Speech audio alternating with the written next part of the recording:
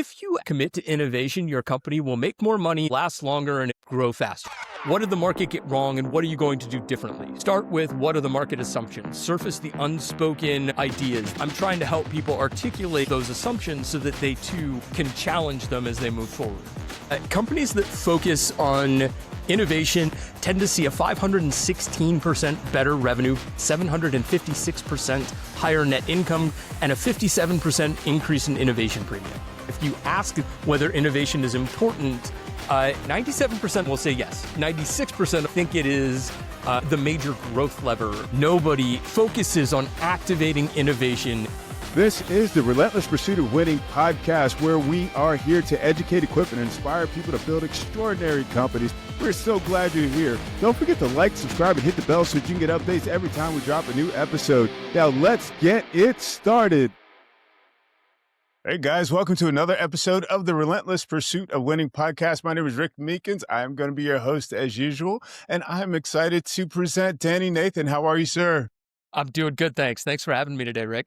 Absolute pleasure, guys. We're going to be talking about innovation today. So that's one of my favorite topics. So I think it's going to be a great conversation. Hey, by the way, if you haven't done it already, I would love it if you like, subscribe, and hit the bell so you get updates every time we drop a new episode.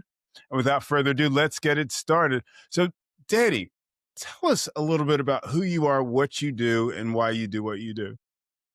Man, that is a long and sordid history. I've spent about the last 20 years circling around all things brand, technology, and venture building. So I started my career very early on the creative side of advertising, right around a time where advertising was changing very heavily due to the world of technology kind of becoming more of a part of our everyday lives. And so, unfortunately, I spent a lot of my time at very traditional agencies and kind of lost interest in the whole advertising thing. I got really tired of creating ads that were designed to interrupt people at inopportune times to sell them things that they probably didn't want. And so I kind of took it upon myself to figure out how to get out of advertising.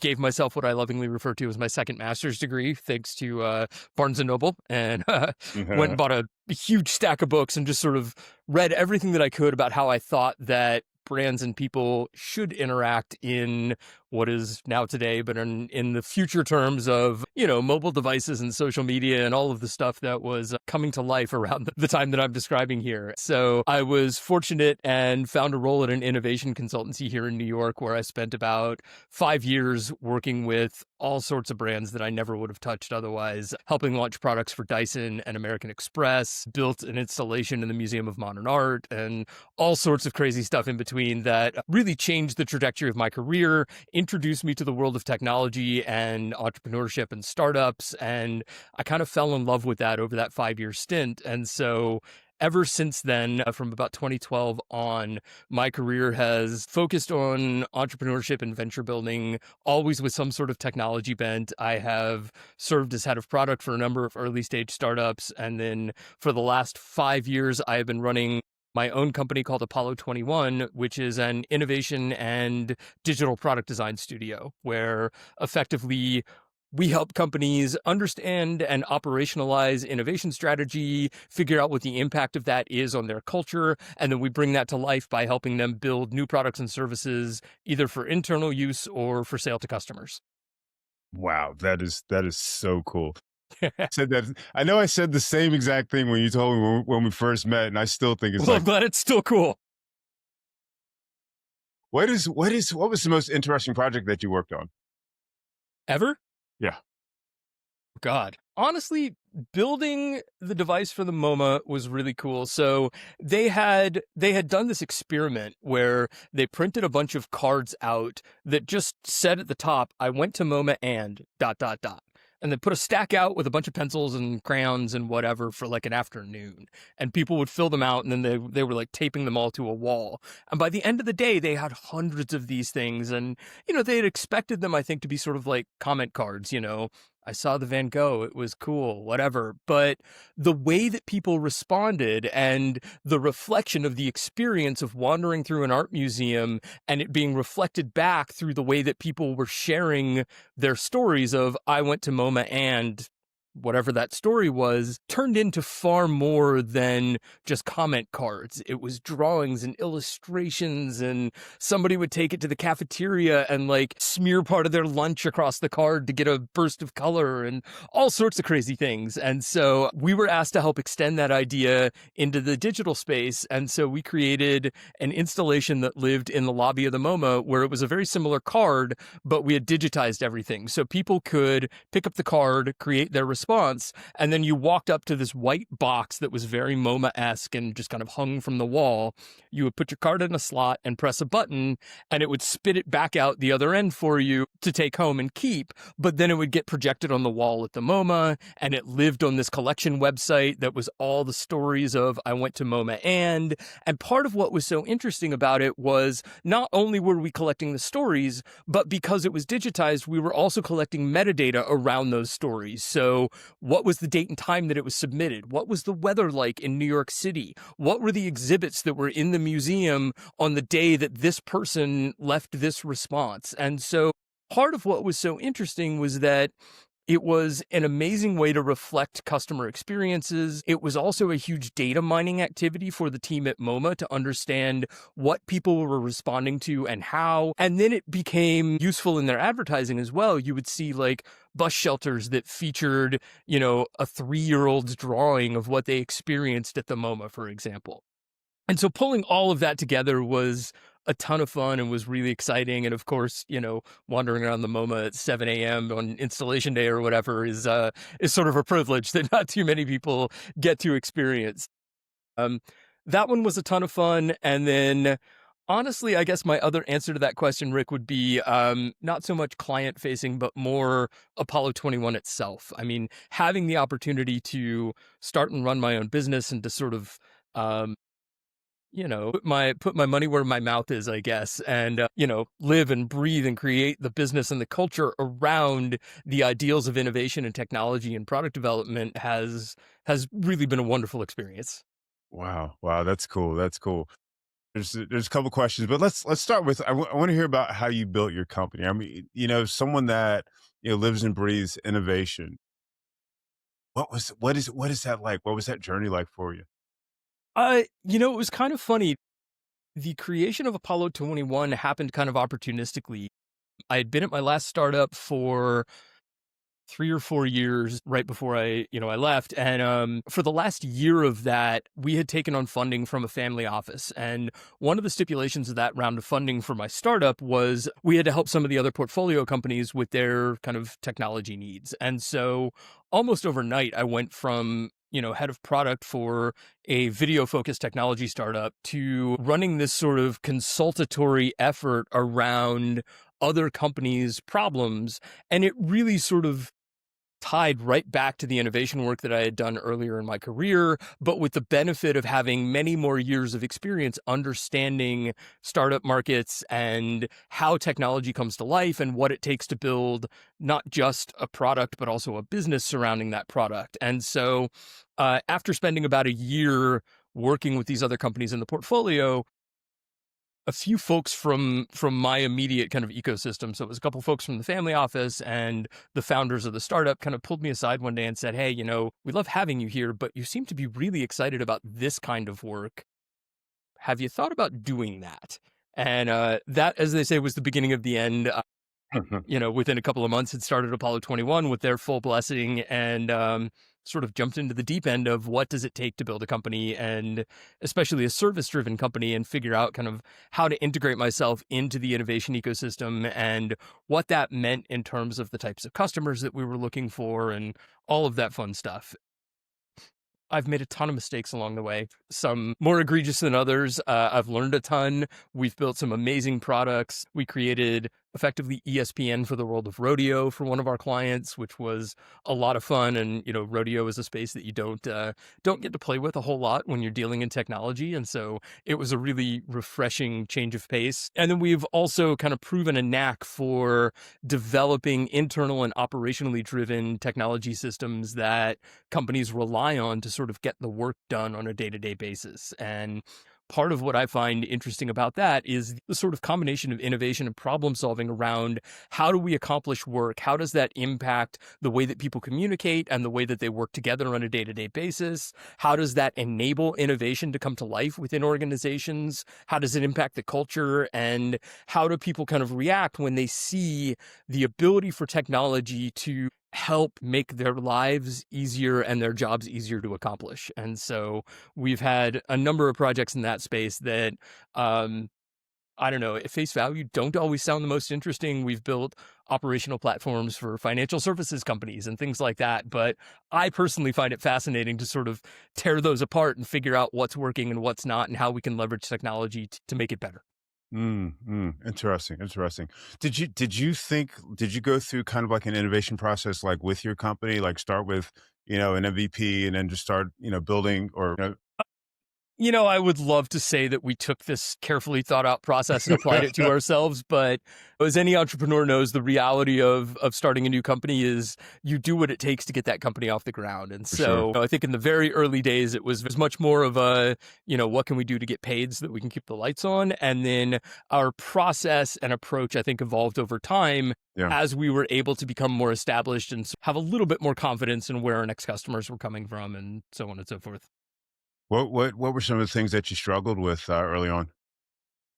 Honestly, the sales process and the idea of sort of setting ourselves up to be discovered and to help people understand how we could help them was one of the most challenging aspects of this business. And it's funny, every product and every founder goes through that sort of go-to-market process. And for some reason, maybe it's just because I was so close to it, but I found it much harder to do for my own company than it is for everybody else's. So it's always a challenge to kind of figure it out when you're in the forest and trying to see through the trees.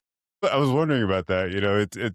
I've seen that over and over myself. That's fun. So you've come up with, well, I guess one of the questions is, how does one sell what you're doing? Because I mean, it's not, everybody's not looking for what you do like right out of the Right. box. So how did that work for you?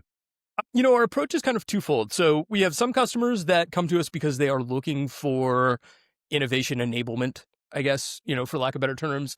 And a lot of our customers come to us because they have a discrete problem.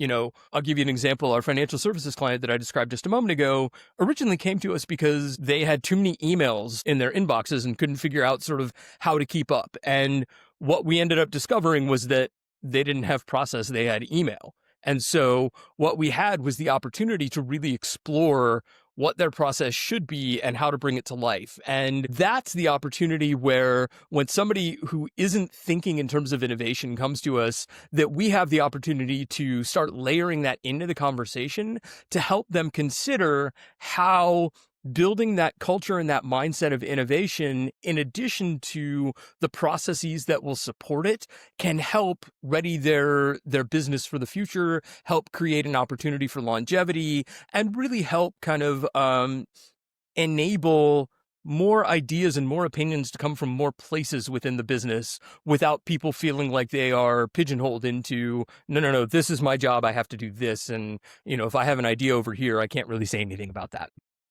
So this is kind of creating that culture of innovation. Is that what we're talking about? Yeah, so I think exposing people to the idea of building a culture of innovation can happen even if they haven't come to us to ask about innovation specifically.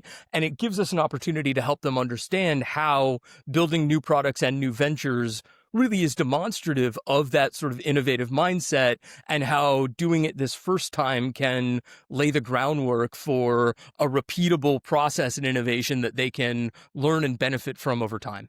I like that. I like that. One of the terms you used early on was innovation strategy. Mhm. Help our audience understand, what that is and what the benefit to the company is really.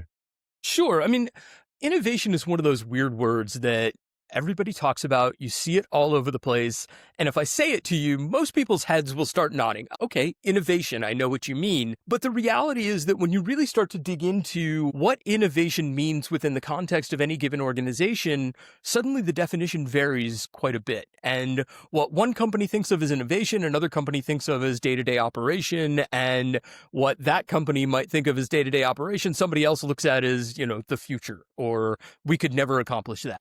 And so when I talk innovation strategy, a lot of it comes down to helping people understand and figure out what innovation means for them and for their organization, and then how we can bring it to life, how it impacts operations, and what that culture, as you said, that culture of innovation might look like for them. And, as much as everybody wants to declare that they are an innovative company and that they're forward facing, et cetera, really taking the time to figure out what that means in the context of any given organization is important, because if you view innovation as the most bleeding edge execution of whatever it is you're working in, but your company isn't set up in a manner to allow for the exploration of the bleeding edge, you are never going to be innovative. You're going to be frustrated.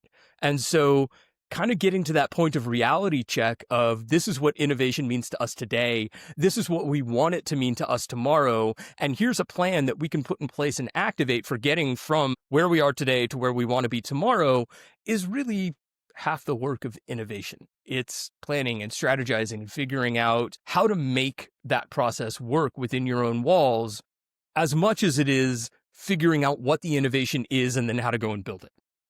So what would that look like building that, I don't know, that process into a company or into an organization, or that strategy, change their, no, let me back up from there.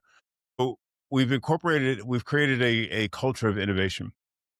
We have people that are feeding ideas, into, whatever framework that's created. What does that look like for the company? How does the company actually benefit from, those ideas or those thoughts that are rattling around in people's brains? So I'm actually really glad you asked that, Rick.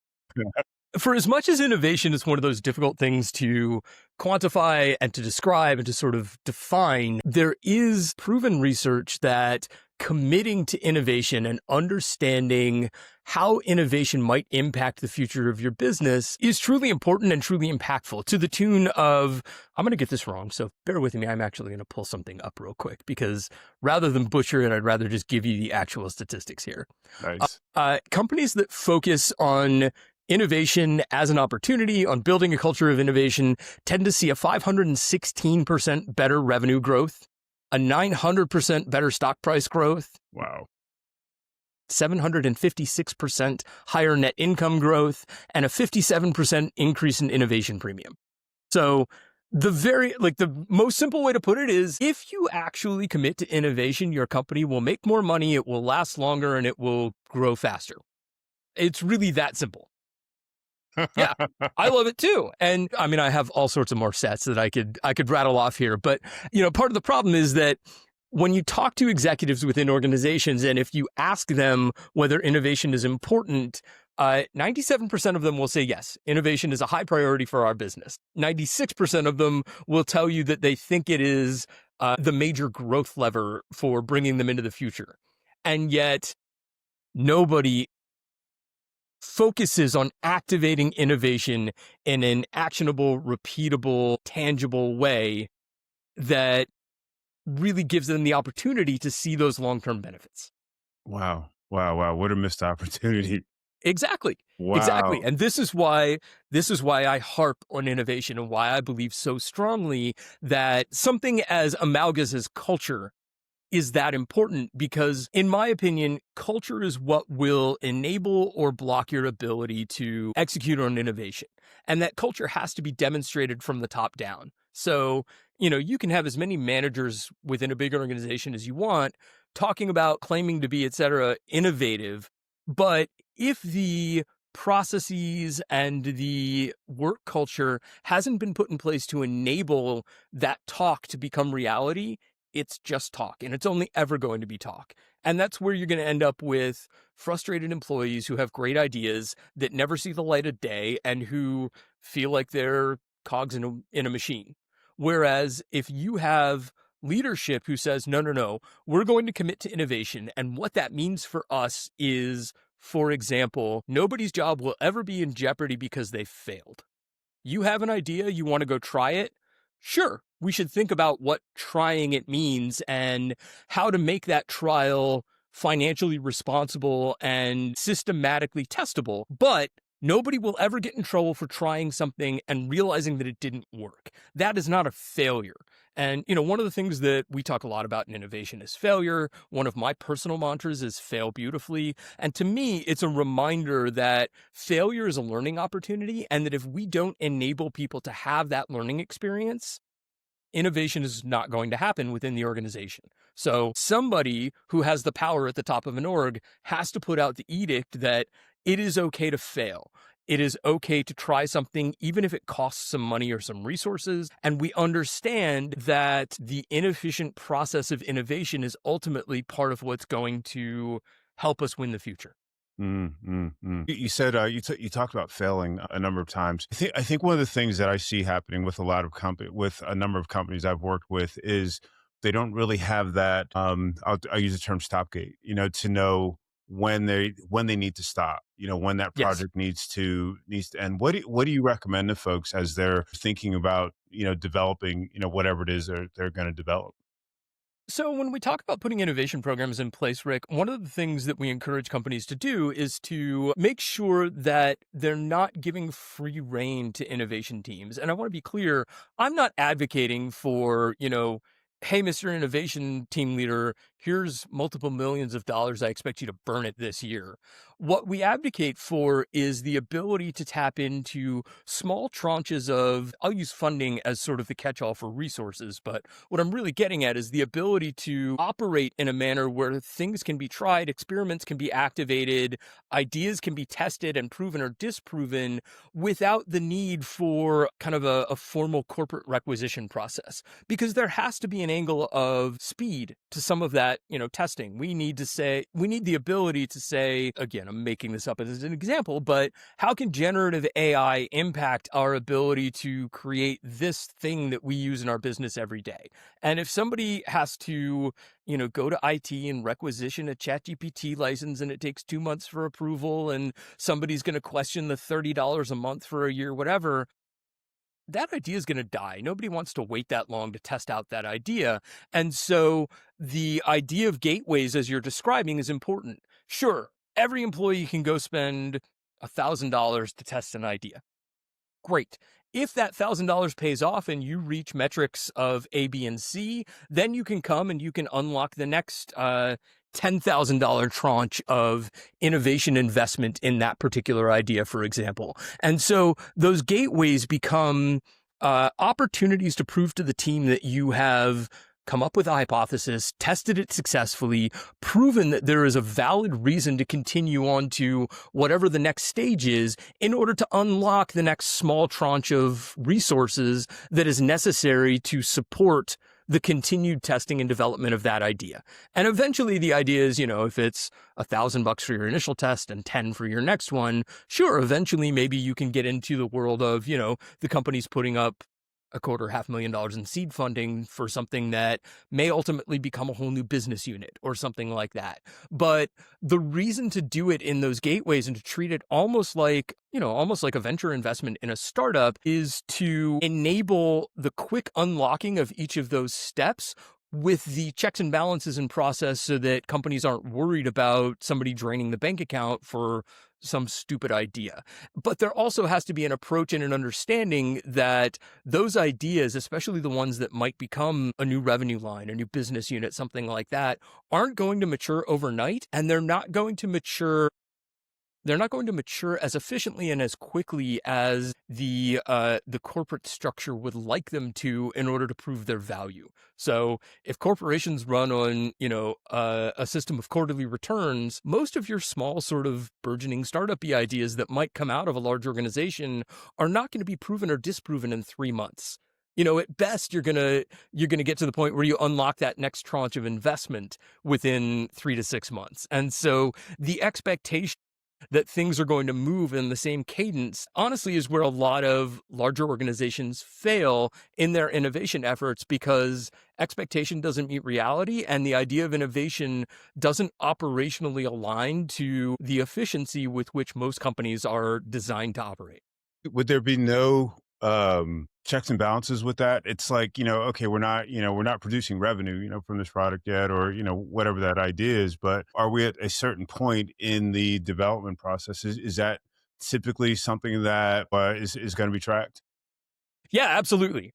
It's not a question of tracking versus not tracking. It's a question of figuring out what the KPIs are that are demonstrative of proving or disproving the hypothesis that leads you towards whatever the next stage of the opportunity is. And those KPIs are not going to align to sort of the core business KPIs. And so if you try to kind of mash core business KPIs into an innovation exercise, that innovation exercise is going to fail every time because it looks inefficient. It's a waste of money because it isn't returning investment quickly enough. Whereas if you stop and look at it on, a 2 to 4 year timeline, where even if the expenditures aren't large, you can prove over time that value and then grow the revenue to the point where, over N number of years, that could become a truly viable opportunity for the business that would have otherwise been killed if you were focused on, a 3 month cycle. Sure, sure. That makes sense. That makes sense. What are typical stages in the innovation process? Generally, we focus on, starting with sort of discovery or ideation. What are the things that really it's hypothesis generation? What are the things that we think we might do that could prove to be impactful by enabling us to sell a product to an adjacent market or discovering a way to leverage our technology to sell it to a down market audience that isn't currently interested because it's too expensive or because it's too hard to learn or because it's too hard to deploy. We look for all of those different ideas, and then from there, it becomes a question of designing the right experiment to answer whatever the highest risk question is around that opportunity at any given time. And so, I view the exploration of innovation as sort of the continual de-risking of an idea until you get to the point where you can't help but execute on it. So, again, I'm making stuff up here, but say we've built an AI platform that costs a ton of money to deploy, and we think maybe we can deploy it on smaller machines at the edge that have less power usage and are tied directly to that company's IT systems, for example. Maybe that's an interesting thing to explore. Well, should we go out and build one of those, or should we go out and talk to companies that might want to deploy a tiny little AI machine on their desk and see if they actually go, oh my God, you're going to let me deploy AI without, leaking data out to the cloud? Cool. Okay. Now we know that people are interested in it. Let's figure out, I don't know, the viability of actually creating a desktop sized machine learning unit or whatever, and sort of taking it step by step from there until we get to the point where we go, well, we've proven that people want it. We've proven that we can do it. We've proven that we can make it cheap enough to sell. What the hell are we waiting for? Let's go. Yeah, yeah, yeah. So we're in the development for we've proven our hypothesis. We're in the development my goodness, we're in the development phase. Holy cow. What happens from there? Because I mean, it's one thing to say, okay, I've got this idea, I've proven the idea, there's actually, an opportunity here, but to turn it into something that's operationalized to create value for the business. Mhm. What is that process like? One of the biggest questions there is whether you work to build new thing inside the organization or sort of off on the edges. And a lot of that depends on how closely the new thing aligns to the existing or the core business. If there's a lot of alignment there for both process and capability, then often it makes a ton of sense just to sort of embed that new idea within an existing business unit and make it their purview to kind of spin up and see what happens with it.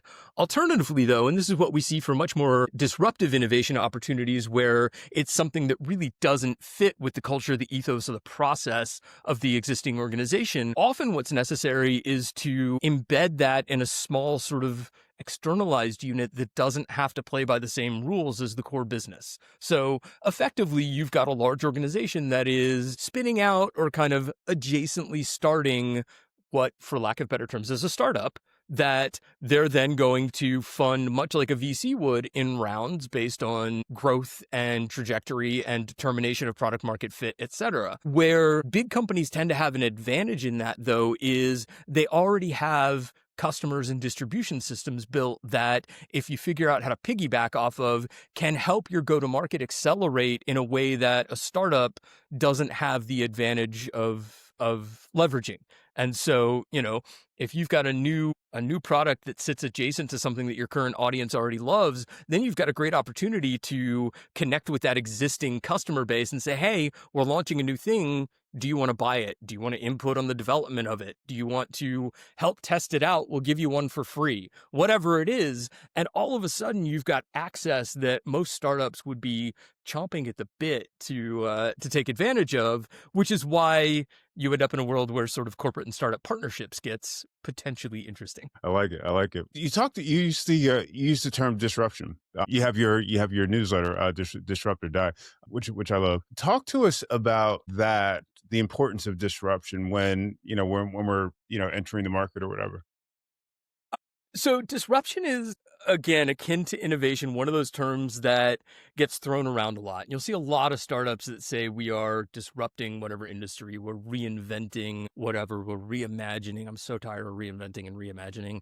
If I have to see that one more time, man. To me, disruption is really about leveraging an existing technology in a new way or to a new audience that enables you to unlock a market that wasn't previously seen. And often, you mentioned the newsletter, one of the things that I talk about disruption a lot because I think it's both fascinating and I think it is, if you can strategically plan for disruption, I think it is one of the most impactful ways to go to market with a new product that will allow you to really sort of carve out a niche and see success there. And so one of the things that I talk a lot about is bucking the assumptions of an existing industry. And so one of the examples that I like using here is sort of the design software industry. So for years, decades, Adobe Creative Suite was sort of the go-to for all things creative. If you needed to create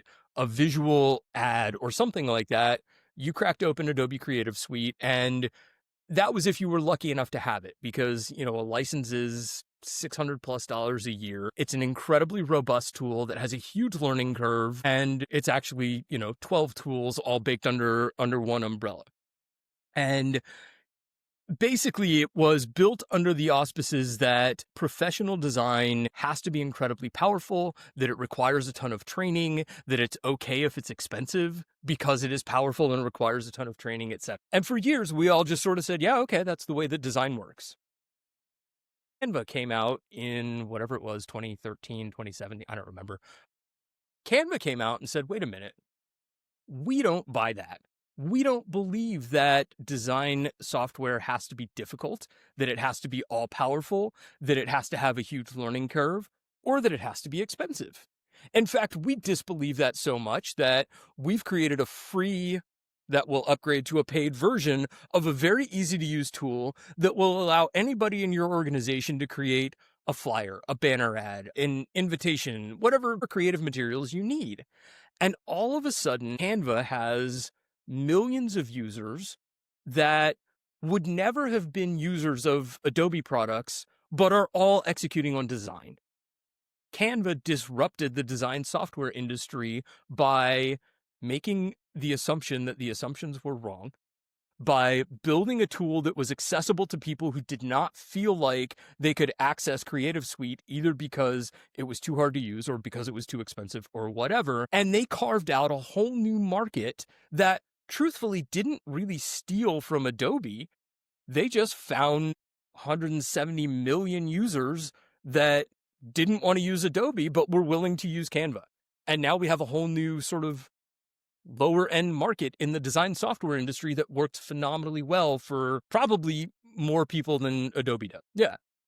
So to me, that's disruption. That is, how do we take something that, is hard to use, too expensive, whatever, and make it less powerful, but easier for more people to access? There's another great example that I saw recently. Have you heard of Slate, the vehicle company? No, I haven't. Okay. So there is a new electric vehicle company that was announced 6, 8, 10 months ago, something like that, that is backed by Jeff Bezos, which is part of the reason that got attention. But Slate's whole thing is it is effectively like a mini pickup truck that is extremely customizable. So you can put an SUV cap on the back and an extra seat in the back, and it only comes in like gray plastic body paneling, excuse me. So it's like battleship gray and it's kind of ugly AF, but you can have it wrapped if you want. And it starts at like $20,000, but then you can just sort of customize as you go. So you want to order your Slate truck with a lift and bigger tires? Cool. You want it with a stereo? Great. We'll add a stereo for you. To me, that is potentially the disruption that we need to really kick the electric vehicle market over to the mainstream. It's cheap. It's easy to deal with. It's their entire repair and maintenance model is all DIY. So their whole thing is there are no Slate dealers. You're not going to drive your Slate to a dealer. The first thing you're going to do when your Slate needs, I guess, as an electric vehicle, it probably doesn't need an oil change. Maybe it does. I don't know. Whatever. When your Slate needs a new light bulb or whatever, the first thing that you do is go to the Slate University, and they have videos that teach you how to change the headlight bulb on your Slate. So now you're not taking it to your local mechanic, you're learning how to do it yourself, or they'll have Slate certified local mechanics, whatever. To me, that is a disruption, and that is the thing that may make, Teslas at $50,000 bare minimum suddenly become the luxury electric vehicle, whereas the Slate is the sort of entry level, everybody can afford it, now we're all driving electric. Mm-hmm. Good stuff. Good stuff. You have your disruption canvas. You want to talk about that? I would love to. Yeah. So as you can tell, I've thought a lot about the idea of disruption and whether or not disruption is something that can be pursued strategically. I think often we look at disruptions as moments of sort of luck where somebody went, interesting, what if we did this and twisted it this way just a little bit and asked these people if they wanted it? And we look back and we go, oh yeah, they got lucky. They disrupted this whole market. And the reality is that luck has very little to do with it, or doesn't have to have a whole lot to do with it. Instead, I personally believe that it's possible to strategically design around disruption. And so, we're all familiar with the business model canvas. I sat down one day and just sort of had this thought of, well, what if disruption had a canvas? What if before I'm ready for the business model canvas and before I know what my product is and whether or not product market fit is a possibility, what if I could sit down with a similar worksheet and determine the disruptive potential of my idea? And so I sat down and created the disruption canvas that walks through a series of 10 sort of sections or questions that helps you figure out what are the assumptions that you are declaring are wrong? Who is the underserved audience that you think you can serve by doing something differently? What is the underlying technology that you think you can provide better, faster, or cheaper than what exists on the market today? And then how do you structure those things into a business? And how do you structure the business to support that in a manner that will allow it to enter at the low end of the market so that you have the greatest potential upside for upmarket growth as your disruptive idea or product becomes ingrained and hopefully finds product market fit and adoption, so that what starts as, your plain gray, boring 2-door pickup truck can suddenly sort of grow into your lifted 4x4 blaring stereo monster truck, all from the same company, and attract an audience that goes, oh yeah, I know those guys because they made the thing that I could afford, but now I've grown up and they've grown up and I'm ready for my monster truck and not my, around town 2-door pickup truck.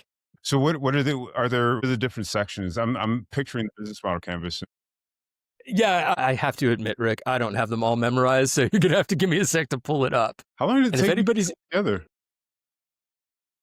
The initial version didn't take all that long. It was, probably a really solid weekend of work, but then I've been fine tuning it over time and sort of pressure testing it and stuff like that. So, and I'll throw it out there because I can while I'm digging it up here. If anybody's interested in the disruption canvas, it is in the resource library at innovatedisruptordie.com. There's a free download for it. So if you want to check it out, please go for it.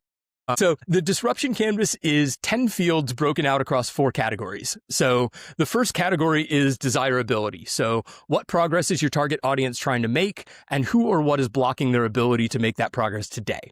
And so within that, we ask, what is the job to be done?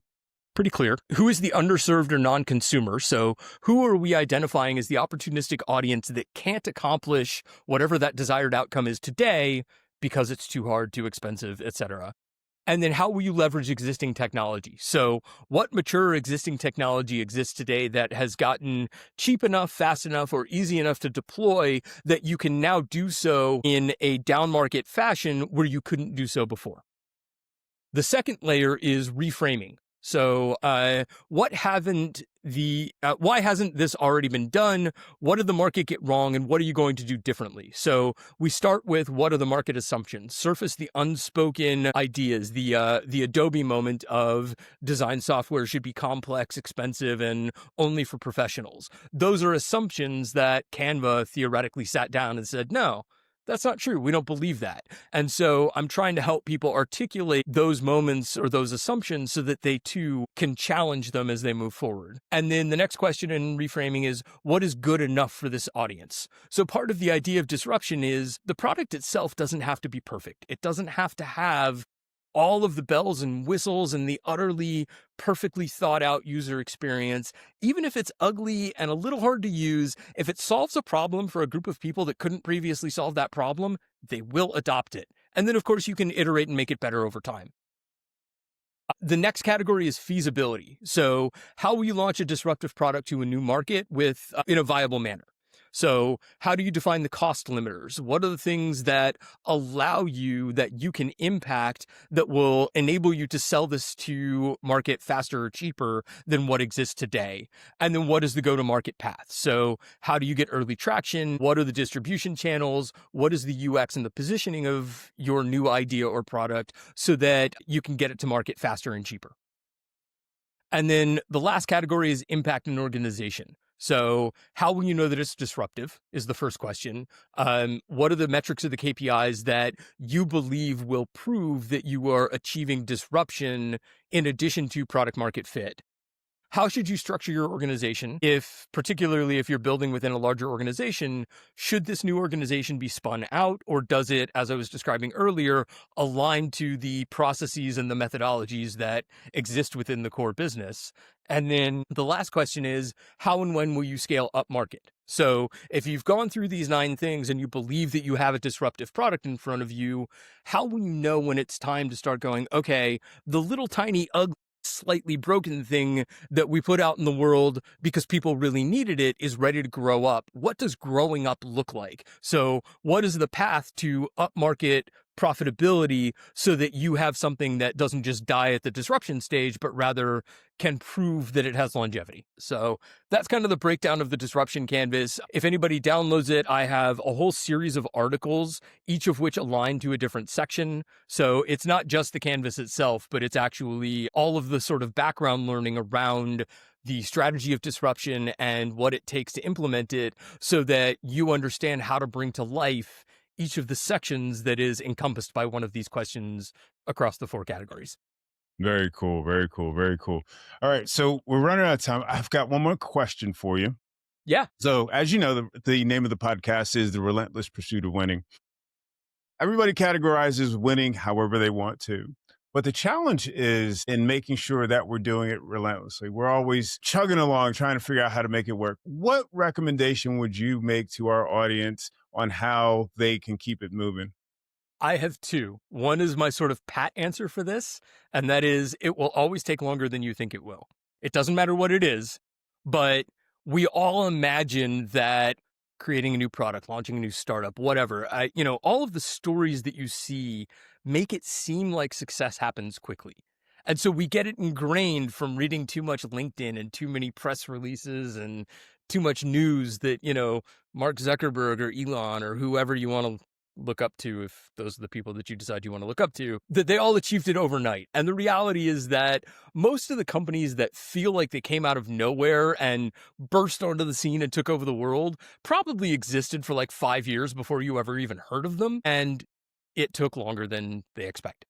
So that's my first piece of advice. My second, Rick, comes back to the kind of mantra that I mentioned earlier, which is fail beautifully. I'm a huge advocate for the idea that failure is a necessary part of growth and learning. And we're taught from a young age that failure is a negative thing. It's bad. If you fail a class, then you get held back. If you failed at sports, then you didn't get your participation trophy, whatever it is. Failure is bad. And it's just kind of beaten into us. But the reality is that failure is just how we learn what works and what doesn't, and how we figure out what we should be trying next. And so, to me, one of the most important things that people can do is learn to accept that failure is a fact of life, and not to beat yourself up over the fact that you failed, but rather to look at it as the opportunity for learning. I didn't fail. I figured out that this didn't work and that maybe this will, and so I should go and pursue that next.